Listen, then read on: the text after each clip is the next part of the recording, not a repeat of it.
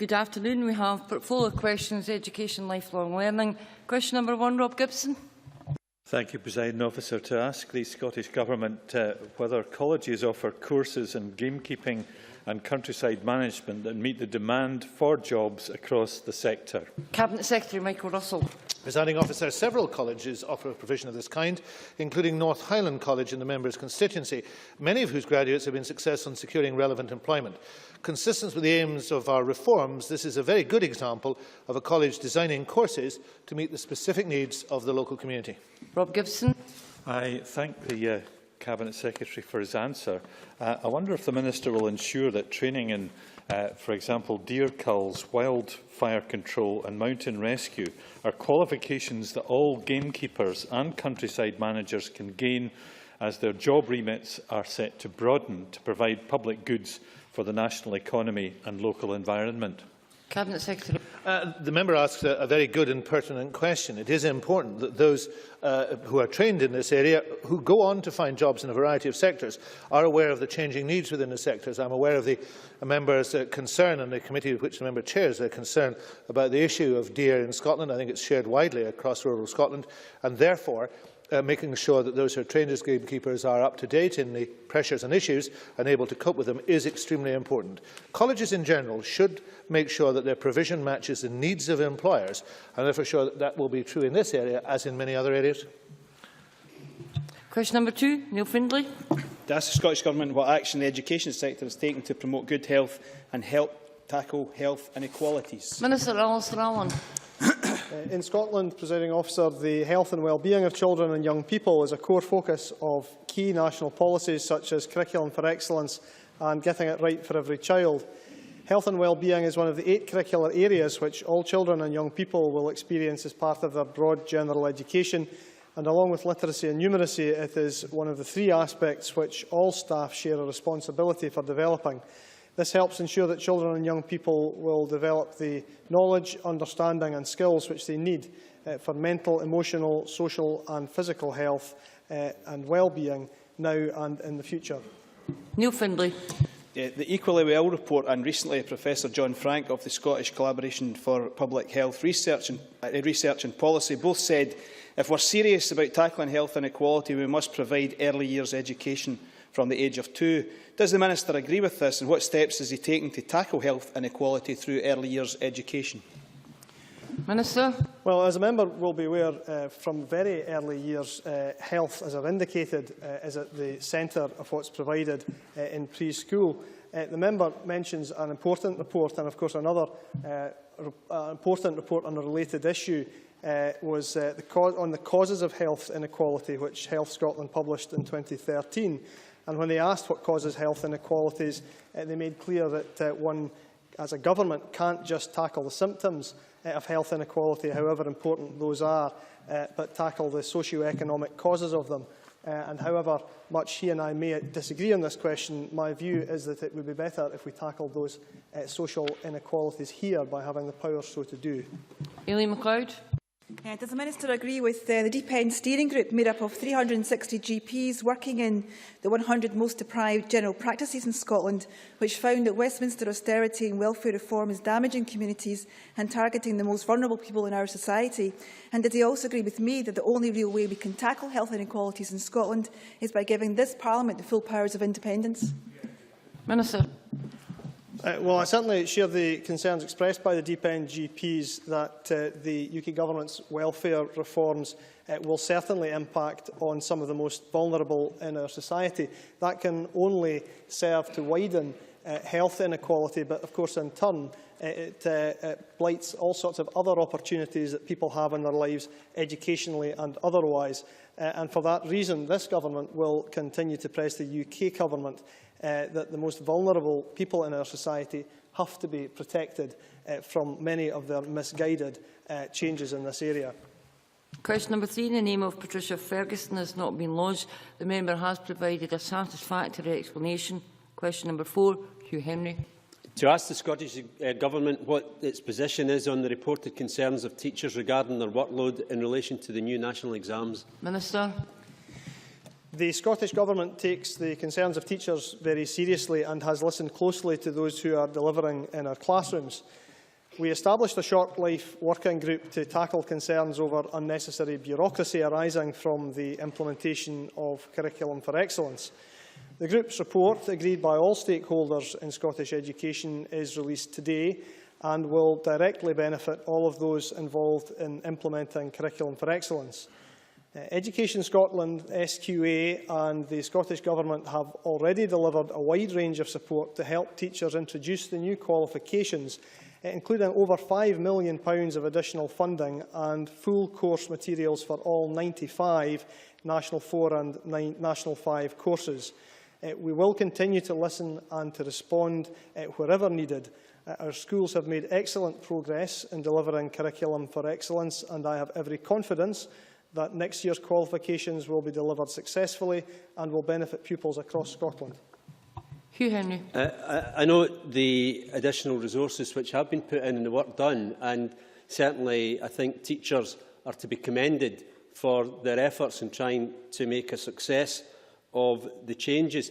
But notwithstanding what has been done, I hope the Minister will have a listening ear to the concerns which are continuing to be expressed, because it is painfully clear that teachers across the country do in fact have an increased workload, Presiding Officer, between developing themselves entirely new materials for the new nationals, the change in study leave arrangements and a lack of in-service days.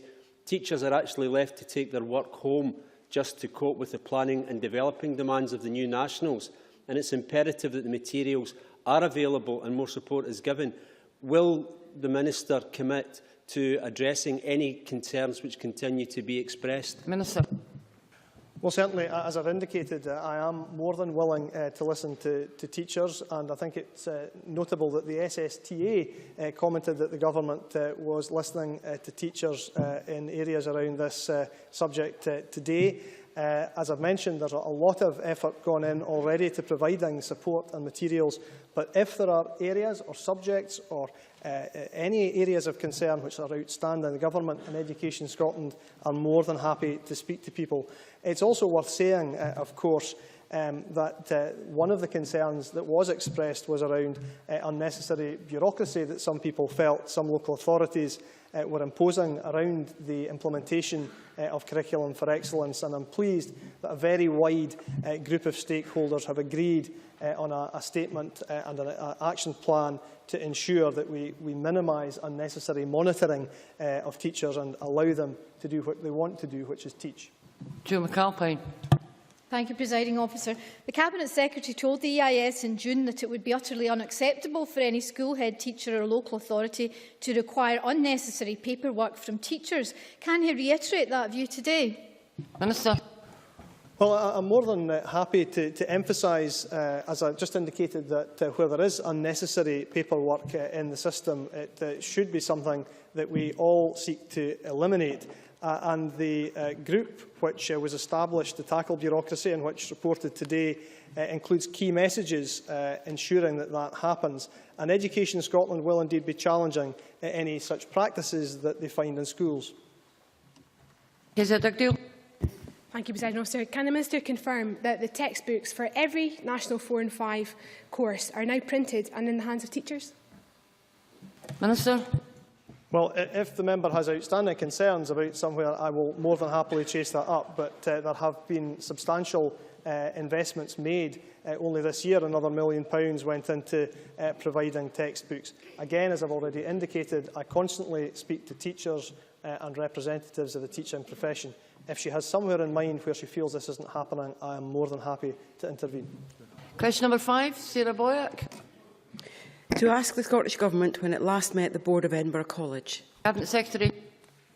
Officer, I meet the Chair and Principal amongst others at various events, formal and informal. For example, I attended the first birthday reception for the College held in the Parliament on Tuesday 1st October, jointly hosted by Colin Beattie MSP and Kezia Dugdale MSP. Sarah Boyatt. Thank you. I did myself attend that same event. There have been tensions and strain caused by the merger at Edinburgh College, and the Scottish Funding Council, having investigated concerns raised by the EIS branch, is of the view that concerns raised by the branch on administrative systems and staff morale are real and serious, and that new systems implemented due to the merger have exacerbated that pressure. What lessons does the Cabinet Secretary think can be learned from the Edinburgh College merger in this regard? And does he have a view on how best to address the issue of staff morale going forward?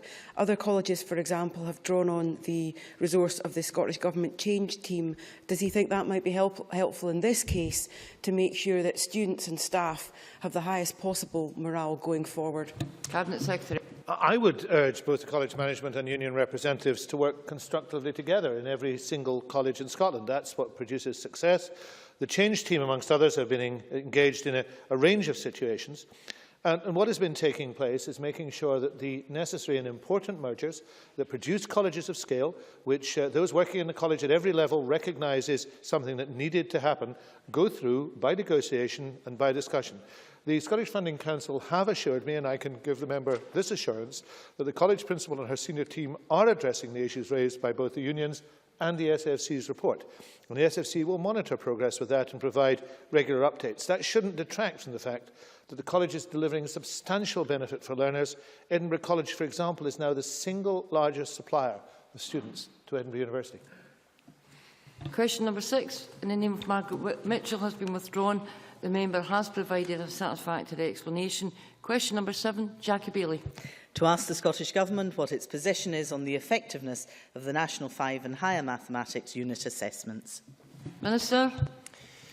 The Scottish Qualifications Authority is on track to deliver full support for all the new national qualifications, including mathematics, following an unprecedented level of engagement and partnership working with practitioners, national agencies, schools and local authorities. Assessment in the new qualifications is designed to sample learners' skills, knowledge and understanding and provide opportunities for deeper learning, and the SQA is providing a comprehensive range of support for teachers to ensure successful delivery. Jackie Bailey. Can I thank the Minister for that response? You will of course be aware that concerns have been raised about the effectiveness of the unit assessments in the national press, but perhaps more importantly by individual teachers. Comments I've received from a number of teachers is that the documentation for assessment is ambiguous, is repetitive, layout is poor, marking instructions are poorly designed. Does he therefore agree that the lack of detail is worrying in terms of consistency of marking across centres, and what action will he take to ensure that the assessment process is improved? Minister. Well, as I've already indicated, the Government stands very willing to listen to any concerns of individual teachers, but I should say I do have confidence in the system of unit assessment for maths, and the SQA's unit assessments for all its subjects, as I said, were developed following very extensive consultation with teachers and others. And the first round of quality assurance for each national subject, including maths, is happening right now across the country, and I intend fully that it will continue to build that teacher confidence. We are, as I say, always willing to listen to any individual who wishes to raise any concerns, but I have confidence that the system we are operating for unit assessment is a sound one. Colin Beattie. Can the Minister explain how the new national qualifications will enable young people to develop the skills they need for moving into further education, employment or training? Minister. Well, obviously, the thinking behind Curriculum for Excellence and the new qualifications goes back a long way, but it goes back to a recognition across all parts of this Parliament, I think, that people's lives in the 21st century are going to be very different from the 20th in terms of the number of jobs they will have. They need to be flexible and adaptable in the workplace, to have lifelong learning and to gain skills at the very heart of what they do in school. And for that reason, skills are at the heart of the new national exams and the Curriculum for Excellence itself. Question number 8, Patrick Harvey. Thank you. To ask the Scottish Government whether it will introduce measures to prevent the promotion of creationism in schools. Minister. Throughout religious and moral education and religious, moral and philosophical studies, the understanding which the world's religions have of creation will be explored, examined and critically reflected upon, not promoted. And similar objectivity is expected of teachers if contentious issues such as creationism are raised. Within the sciences curriculum, the concept of evolution is introduced throughout the experiences and outcomes at 2nd, 3rd and 4th level, and the concepts of natural selection and evolution are also widely explored from a scientific perspective within the national qualifications in biology. Big Bang Theory and the origins and expansion of the universe also feature in the new physics hire. Patrick Harvey.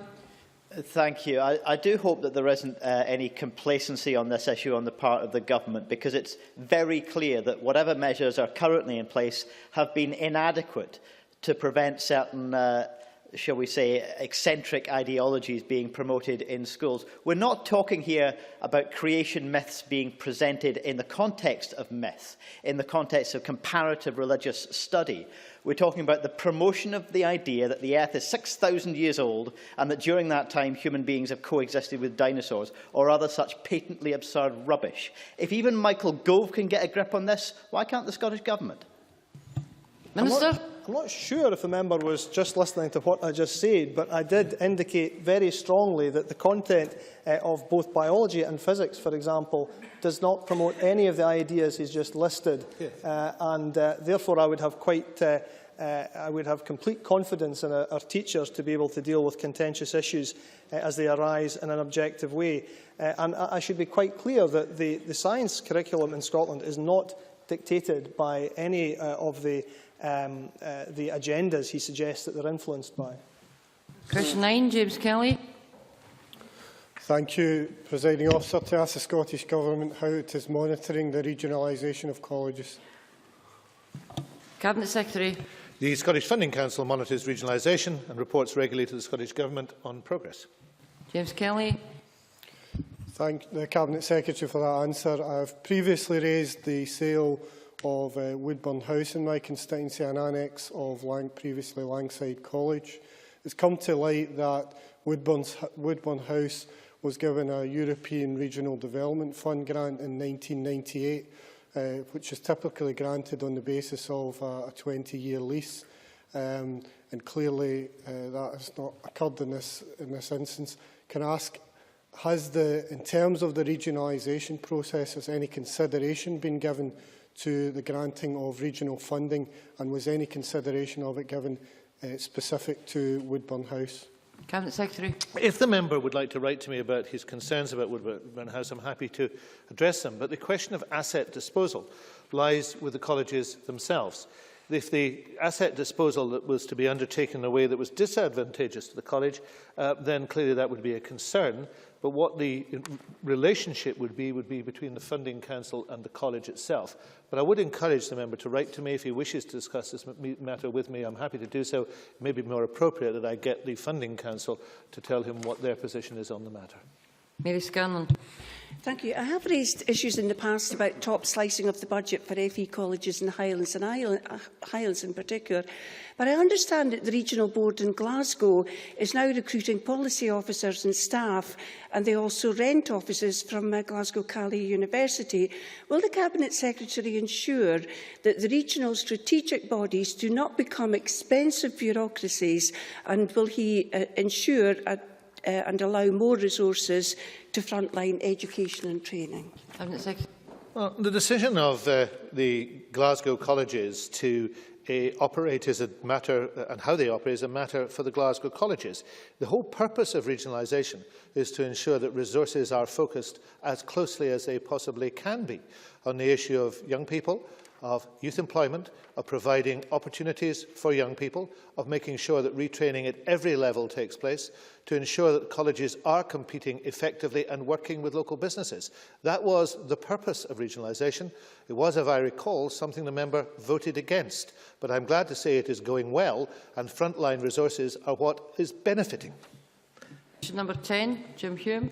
Thank you, Presiding Officer. To ask the Scottish Government for what reason there was a decrease in funding for the Disabled Students Allowance in 2012-13. Cabinet Secretary. Disabled Students Allowance is paid out in response to demand, so costs reflect the number of claimants and the nature of their needs. Initial discussions with the Disabled Students Advisors Group have suggested that the reduction in DSA spend in 12-13 reflects a combination of a decrease in the number of claimants, institutions being in a better state of readiness in terms of the reasonable adjustments expected of them by the Equality Act, along with technological improvements, which mean that the functionality of equipment being used by students today lends itself much more easily to supporting students with disabilities. I thank the Minister for that answer, but in England we're seeing funding increasing for when in Scotland it's fallen to its lowest level in terms of since 2003-2004.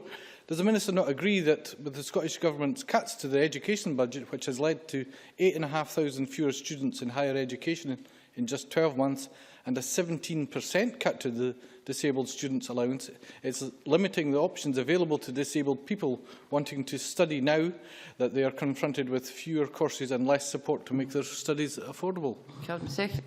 No, there's virtually not a single word I agree with in that, partly because there's not a single fact that appears to me to be justified or accurate. The reality of the situation I've explained to Mr Hume, but clearly he wasn't listening, so let me repeat the matter. This is a demand-led budget. It's not been cut. The demand has reduced.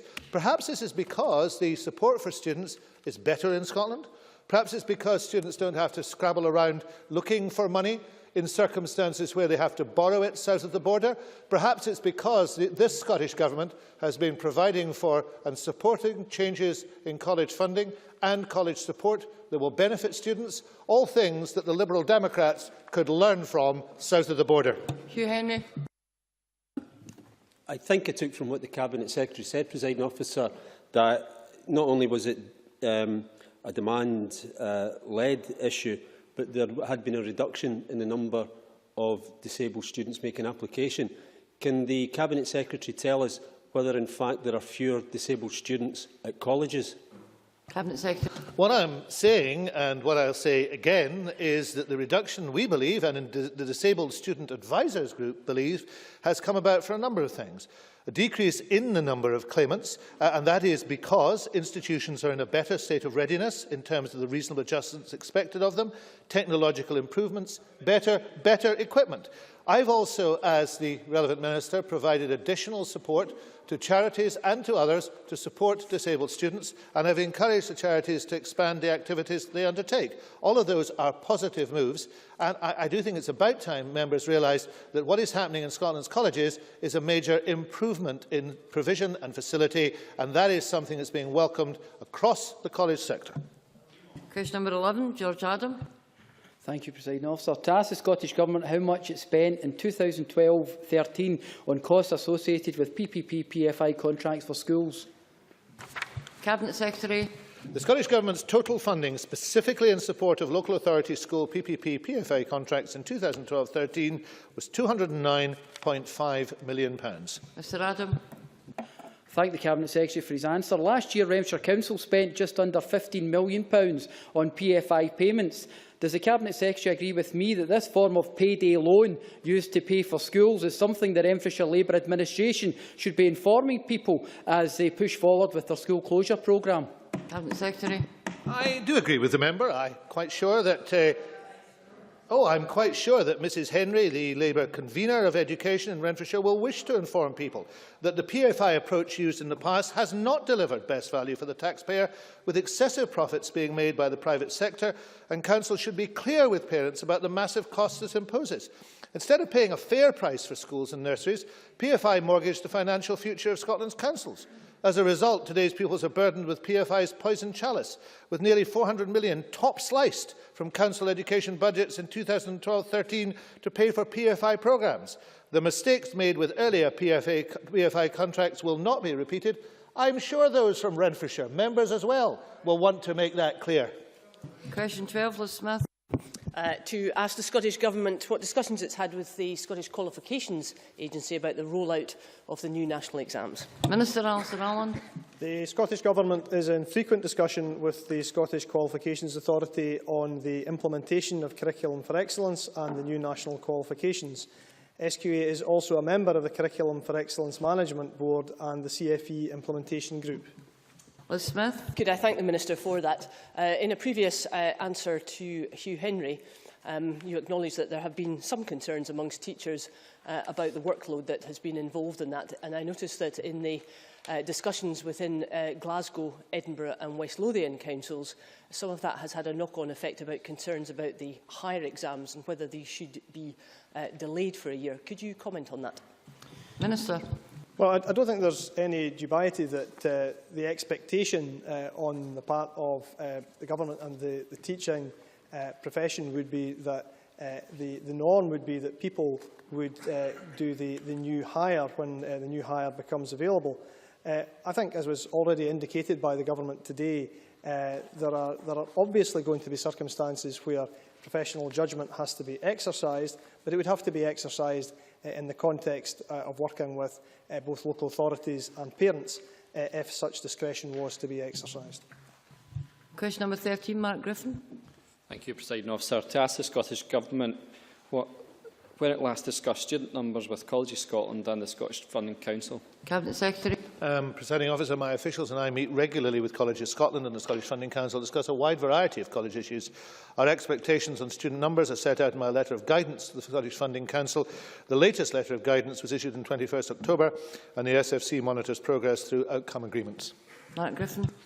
Thank the Cabinet Secretary for that answer. In colleges in my region, lecturers have told me that for funding reasons, student numbers are of paramount importance until the 1st of November. If students are kept on the course until that point, the college will receive funding, and lecturers have been told to do everything in their power to massage, counsel, cajole or persuade students to stay on until then. Can the Cabinet Secretary tell me if he thinks this is right, if this is replicated across Scotland, and if there has been a drop in college students since the 1st of November? Cabinet Secretary.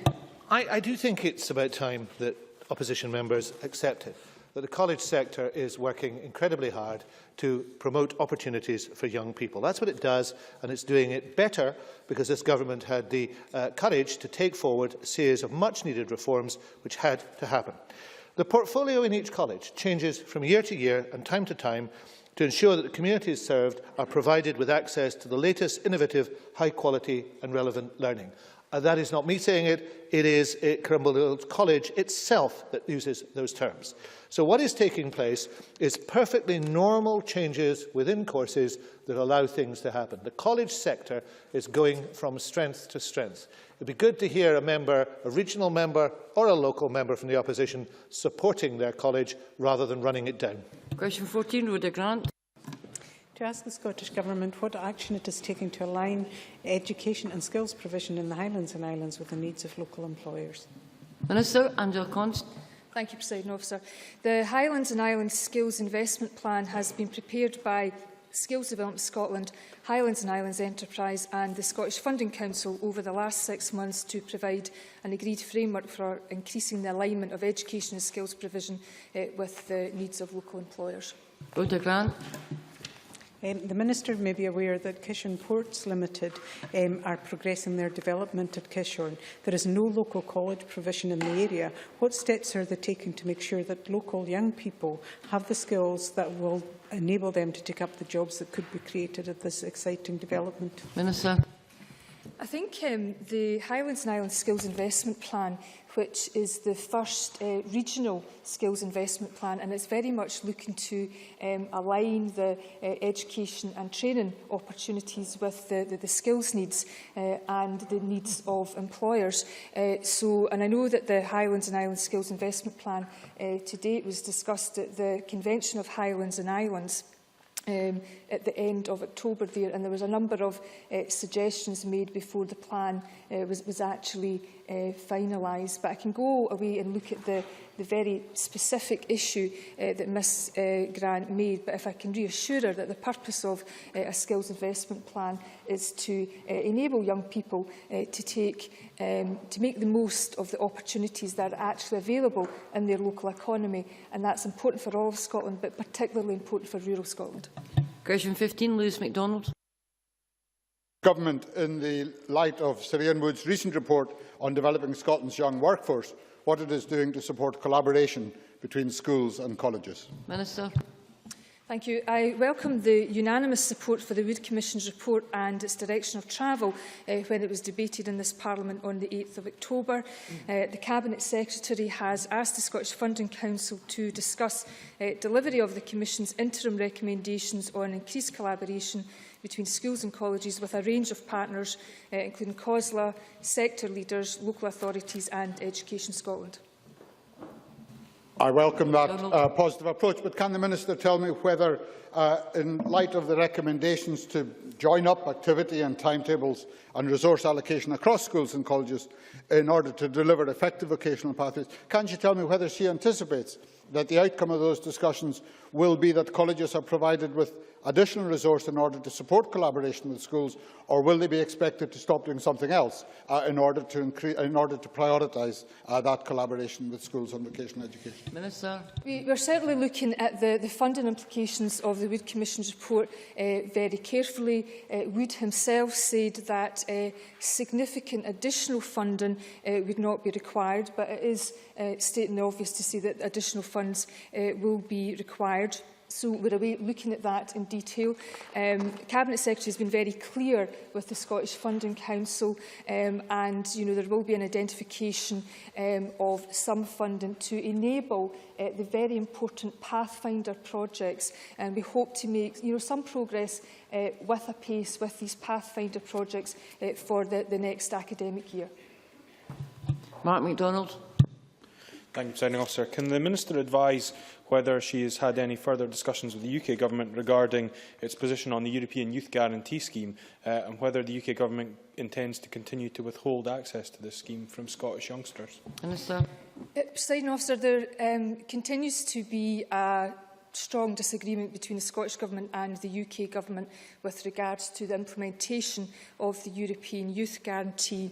I last discussed this issue face-to-face with David Cameron and his colleagues at a joint ministerial committee meeting a few weeks ago. The Scottish Government very much believes in early intervention.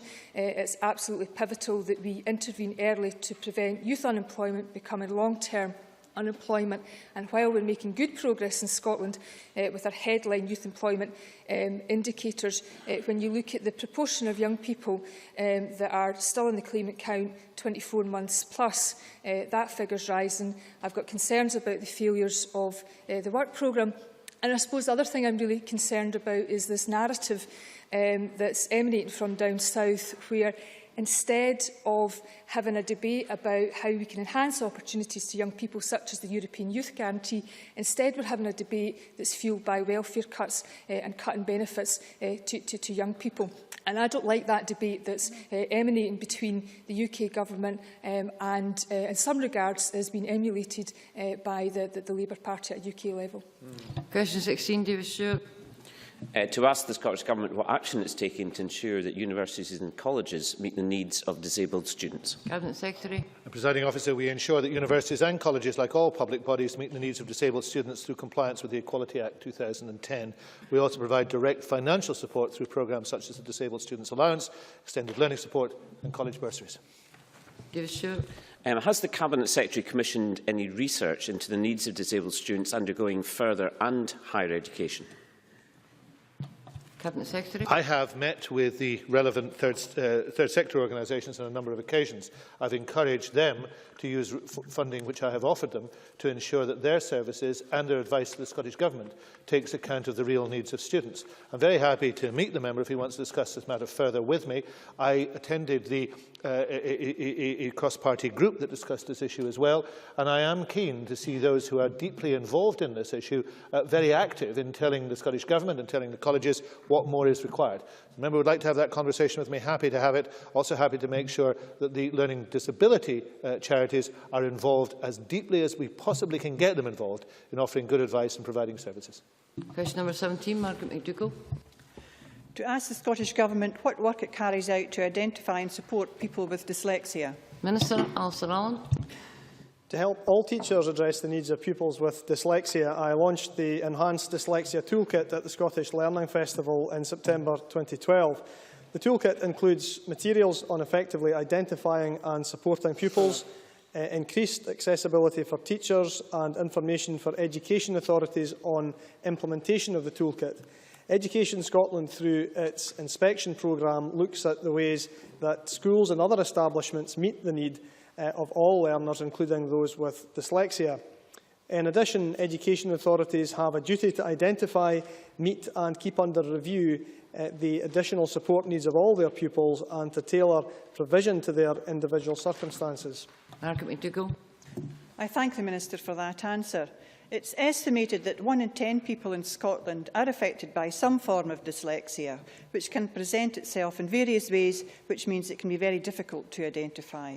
At a recent conference on dyslexia that I attended, it was said that trainee teachers only spend a few hours on the subject of dyslexia.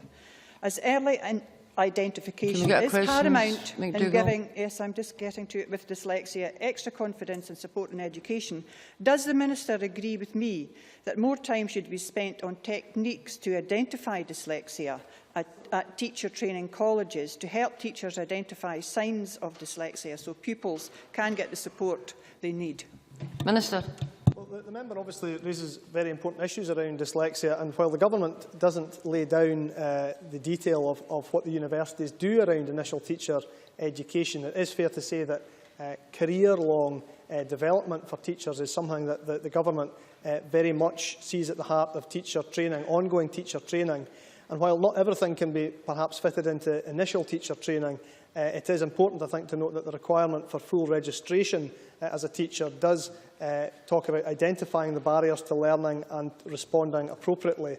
And the Government and Education Scotland work very closely with the teaching profession to make sure that in the course of teachers' careers they do understand better than they did in the past the issues of dyslexia, which certainly can, if unrecognised, blight people's opportunities in the future. Question 18, Chick Brodie. Thank you, Presiding Officer. To ask the Scottish Government, in light of the finding of the Commission for Developing Scotland's Young Workforce, what plans it has to pilot new Pathfinder projects. Minister Angela Cons.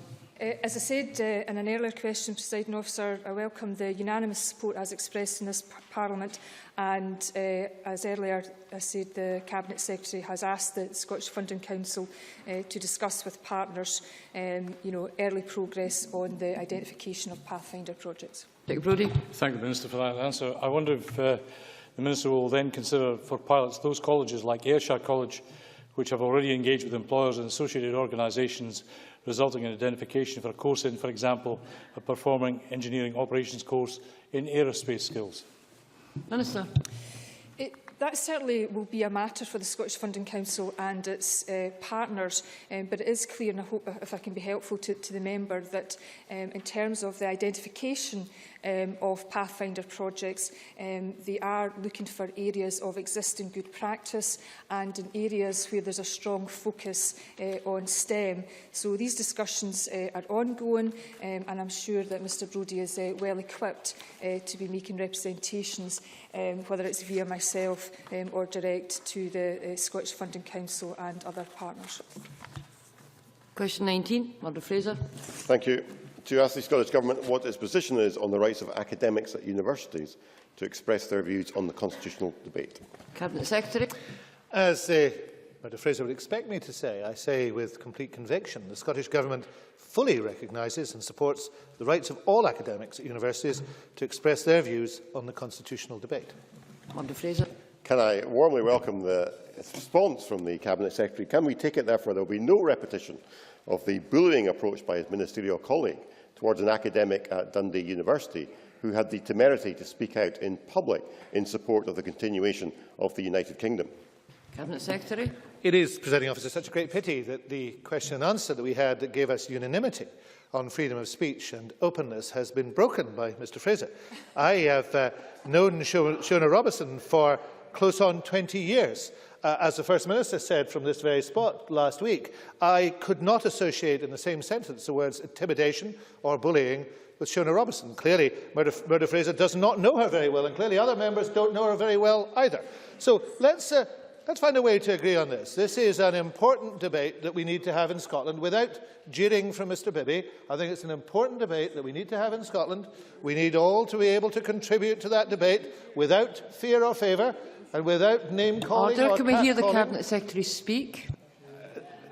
you have indeed emphasised the point, Presiding Officer, and I thank you for it. It is really important that we have it. And could I just say, with your indulgence, Presiding Officer, that yesterday afternoon's debate in this chamber showed the capability of this chamber to be one of the best debating chambers in the world, and to show how we could come together in passionate, strong, principled debate. If we do that for the next 10 months, Scotland will be a better place for it. I regret I'm not going to have time to call Mark MacDonald at question number 20. The next item